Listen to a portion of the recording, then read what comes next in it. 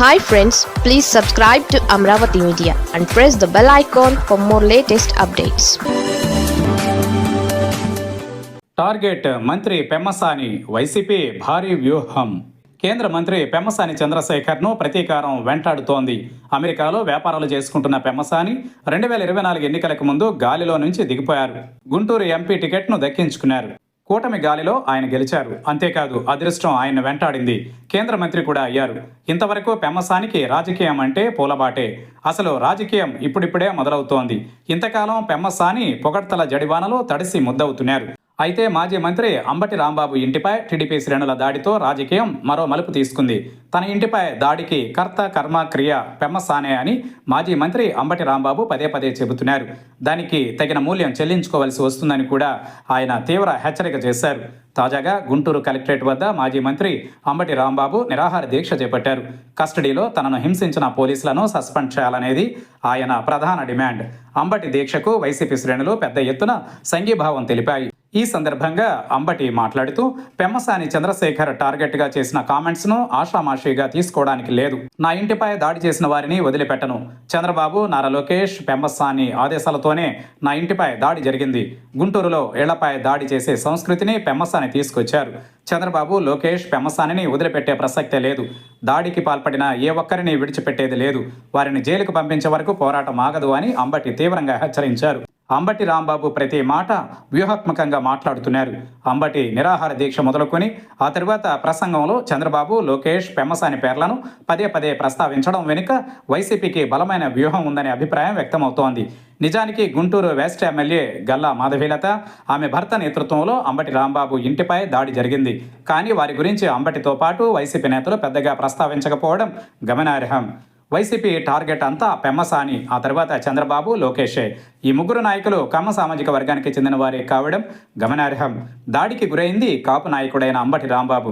కమ్మ సామాజిక వర్గానికి చెందిన పెమ్మసాని గుంటూరులో కాపు నాయకుడైన అంబటి ఇంటిపై దాడికి ఉసుగొల్పారనే సందేశాలని పంపడంలో వైసీపీ విజయం సాధించింది.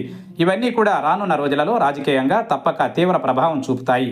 అసలే విపరీత సంపదతో కేంద్ర మంత్రి పెమ్మసాని చంద్రశేఖర్ అధికారం చెలాయిస్తున్నారనే అసంతృప్తి, ఆగ్రహం కూటమి నేతల్లో కూడా ఉంది. కేవలం తన వాళ్ళకు మాత్రమే పనులు చేస్తారన్న అభియోగం కూడా ఆయనపై లేకపోలేదు. మరోవైపు వైసీపీ గట్టిగానే పెమ్మసానిని టార్గెట్ చేయడానికి సిద్ధమైంది.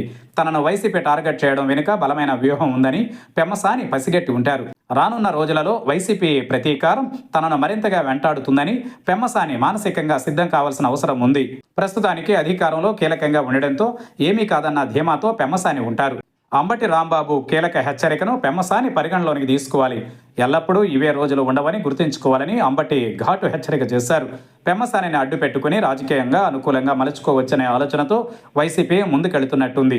మరీ ముఖ్యంగా కేంద్ర మంత్రిగా కీలకంగా వ్యవహరిస్తున్న పెమ్మసానిపై కూటమిలో పెద్దగా సానుకూలత కూడా లేదు. ఆకాశం నుంచి ఊడిపడ్డారని, అధికారం లేకపోతే ఇండియాలోనే ఉండరనే చర్చ విస్తృతంగా సాగుతోంది. మాజీ మంత్రి అంబటి రాంబాబు ఇంటిపై దాడికి పాల్పడిన నిందితుల్ని అరెస్టు చేయకపోవడం వైసీపీకి ఆయుధం ఇచ్చినట్లయింది. కేవలం కేంద్ర మంత్రి పెమ్మసాని చంద్రశేఖర్ ఒత్తిడితోనే నిందితులపై చర్యలు తీసుకోలేదని అంబటితో పాటు వైసీపీ శ్రేణులు మండిపడ్డాయి. అలాగే తమ సామాజిక వర్గానికి చెందిన అంబటి ఇంటిపై చంద్రబాబు సామాజిక వర్గానికి చెందిన పెమ్మసాని దాడి చేయడం ఏంటనే ఆవేదన, ఆగ్రహం రాజకీయాలకు అతీతంగా కాపుల్లో బలంగా ఉంది. మరోవైపు పెమ్మసాని అంటే అందరివాడి కాదు, కొందరు వాడి మాత్రమే అనే విమర్శ కూడా ఆయనపై వ్యతిరేకతకు దారితీస్తోంది. రానున్న రోజులలో భిన్నమైన రాజకీయాల్ని ఎదుర్కోవడానికి పెమ్మసాని సిద్ధం కావాల్సి ఉంటుంది. అధికారంలో, అందులోనూ కేంద్ర మంత్రిగా అధికారం చెలాయిస్తున్న పెమ్మసానికి వైసీపీ హెచ్చరికలు ఎంతో కొంత కలవరపాటుకు గురి చేస్తూ ఉండొచ్చు. ఎందుకంటే ఏపీ రాజకీయాలు కక్షలతో రగిలిపోతున్నాయి. ఇప్పుడేం జరుగుతుందో చెప్పలేని పరిస్థితి. ప్రస్తుతం వైసీపీ దెబ్బతిన్న స్థితిలో ప్రతీకారంతో రగులుతోంది. తమ గాయానికి పెమ్మసానే కారణమనే ఆవేదనతో కూడిన పలుకుల్ని కేంద్ర మంత్రి తేలిగ్గా తీసుకోవడానికి లేదు. ఇప్పటికైనా వైసీపీ డిమాండ్లలోని న్యాయమైన అంశాలని పరిగణలోకి తీసుకుని చర్యలు చేపడితే పెమ్మసానికే మంచిది. లేదంటే భవిష్యత్తులో ఎన్నెన్నో పరిణామాల్ని చూడడానికి సిద్ధం కావాల్సి ఉంటుంది.